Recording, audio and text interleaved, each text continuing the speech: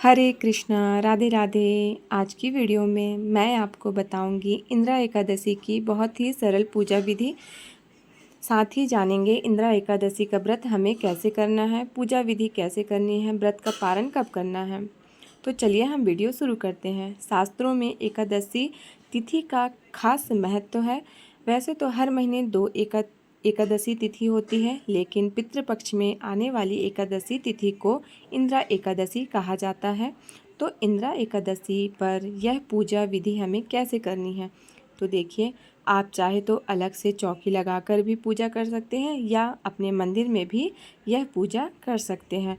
पूजा करने वाली जगह को हम अच्छे से साफ कर लेंगे या लाल और पीले कलर का कोई भी हम वस्त्र बिछा लेंगे। फूलों का आसन देकर हम श्री हरि विष्णु की फ़ोटो अथवा मूर्ति को विराजमान करेंगे। अगर आपके पास आपके घर में लड्डू गोपाल जी हैं तो आप लड्डू गोपाल जी को भी विराजमान कर सकते हैं। इंदिरा एकादशी अत्यंत पवित्र और महत्वपूर्ण माना जाता है। ऐसी मानता है कि इस दिन व्रत करने और श्राद्ध दर्पण करने से पितरों का आशीर्वाद प्राप्त होता है, साथ ही उन्हें मुक्ति के साथ मोक्ष भी मिलता है। वहीं इस दिन गौरी योग शिव योग भी बन रहा है, जिससे इस दिन का महत्व और भी बढ़ जाता है। तो इंदिरा एकादशी पर शालिग्राम भगवान की भी पूजा करी जाती है।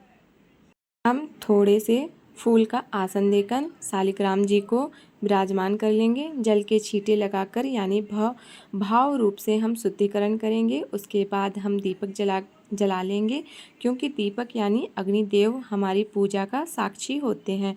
तो उसके बाद में हम सभी को चंदन और रोली से तिलक करेंगे। दीपक का भी पूजन यानी अग्निदेव की भी पूजन हमें ठीक उसी प्रकार करना है। इंदिरा एकादशी के दिन व्रत और दर्पण करने वाले के पितरों के पापों का नाश होता है। वही इस दिन व्रत करने से न केवल साधक की हर मनोकामना पूरी होती है, बल्कि पितरों को भी मोक्ष की प्राप्ति होती है। इसलिए इंदिरा एकादशी को खास माना जाता है। उन्हें नरक की यातनाओं से मुक्ति मिलती है। इसलिए इस दिन दर्पण और पिंडदान करने का भी विधान है। ऐसा कहा जाता है कि इस दिन व्रत को करने से किसी भी कारण से नरक में पड़े पितरों को भी मुक्ति मिल जाती है। वहीं इस व्रत को करने वाले व्यक्ति को वैकुंठ धाम की प्राप्ति होती है।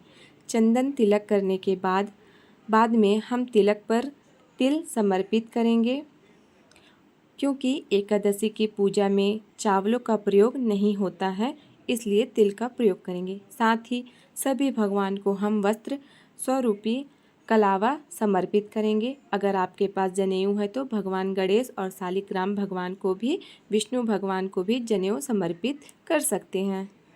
साथ ही हम पूजा में फूल जरूर से समर्पित करेंगे। जो भी फूल आपको आसानी से मिल जाते हैं वो इंदिरा एकादशी की पूजा में फूल जरूर से समर्पित करें।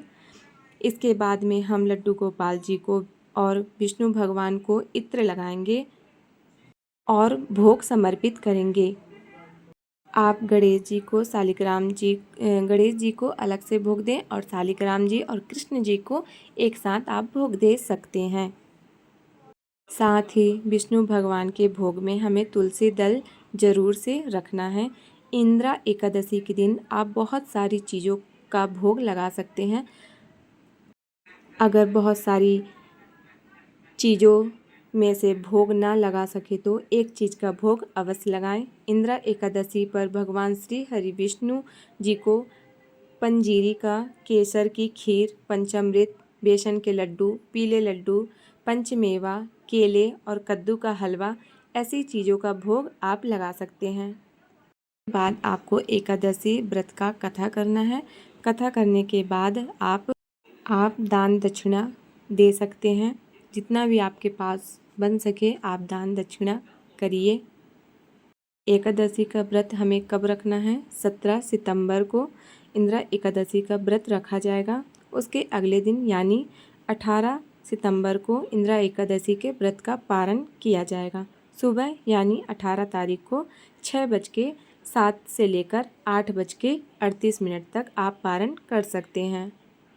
अगर इंदिरा एकादशी की सरल पूजा विधि आप लोगों को अच्छी लगी हो तो अगर पसंद आई हो तो प्लीज़ वीडियो को लाइक ज़रूर करें और अगर चैनल पर नए हैं तो चैनल को सब्सक्राइब करना न भूलें। साथ ही त्योहारों से जुड़ी हर वीडियोस देखने के लिए हमारे चैनल को सब्सक्राइब ज़रूर कीजिएगा। फिर मिलते हैं अगले किसी वीडियो में, तब तक के लिए राधे राधे। श्री हरिदास।